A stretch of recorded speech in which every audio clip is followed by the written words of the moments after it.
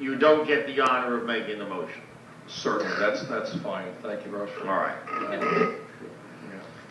In the honor of water and Walmart, I wore my walrus mustache tonight. I noticed that. It's only for the special occasion. I'm going to begin a little bit. Let me clarify. I was at the meeting last night, and I did approach the microphone.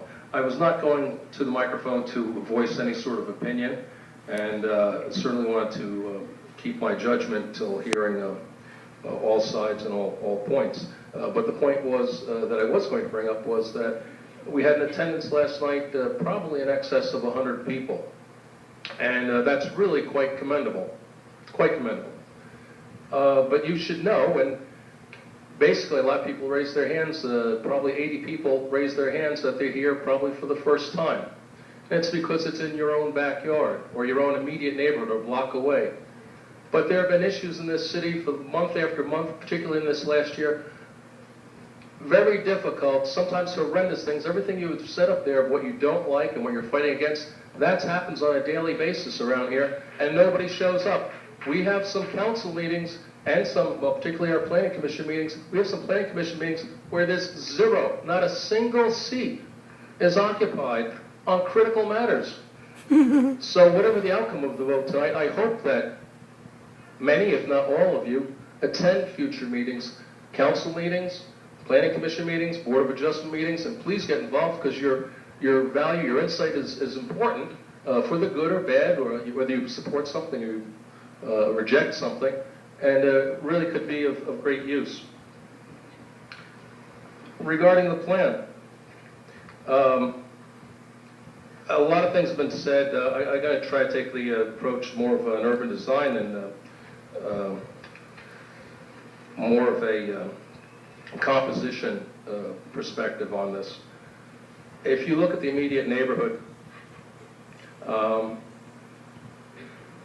we have the gas station, a convenience store, some uncared for land, that triangular piece of property between the street as the street splits off is really not cared of much. It really could be a garden or something, but it's really, I hate to say it, it's rather lackluster. And I know it's not necessarily what the immediate neighbors have in their immediate neighborhoods and their house to house, but this area really has not had much attention. And it's indicative of North Miami in many, many parts that very little care and attention has been given to it.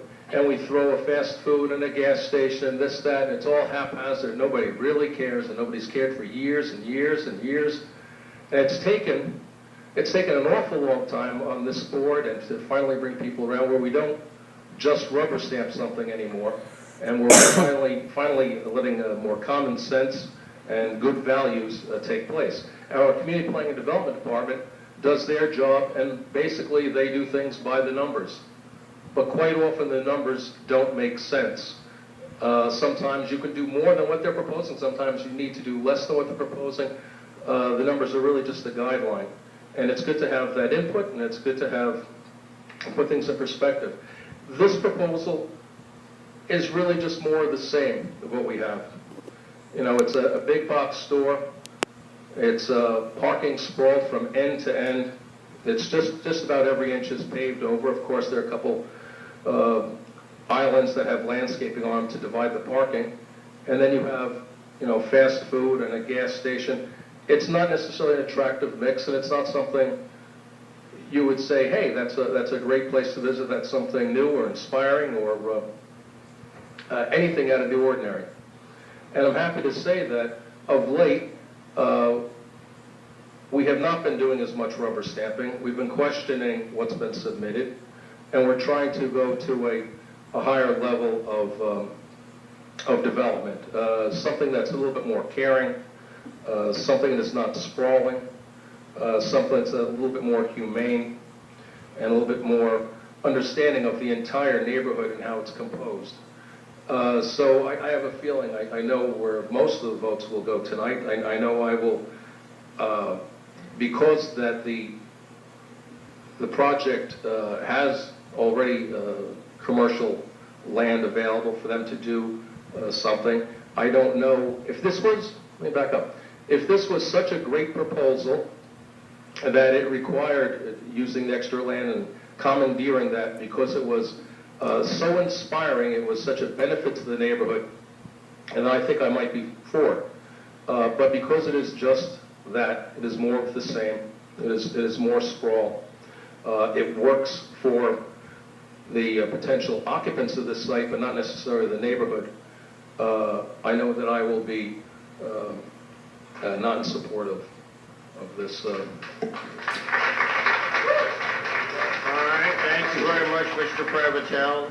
As a point of order, Mr. Chair, if you would like to offer a rebuttal statement, should the applicant wish one? I believe there is one reserved. Thank you, counsel, for that opportunity. We would waive the rebuttal. Thank you, Mr. Chair. You may proceed. The rebuttal might be more appropriate on the quasi-judicial side if we get to that point.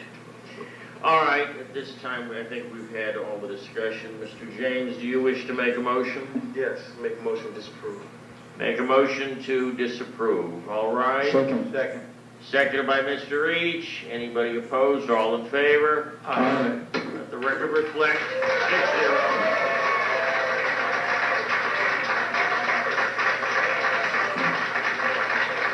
Ladies and gentlemen, settle down. There's more to this than meets the eye.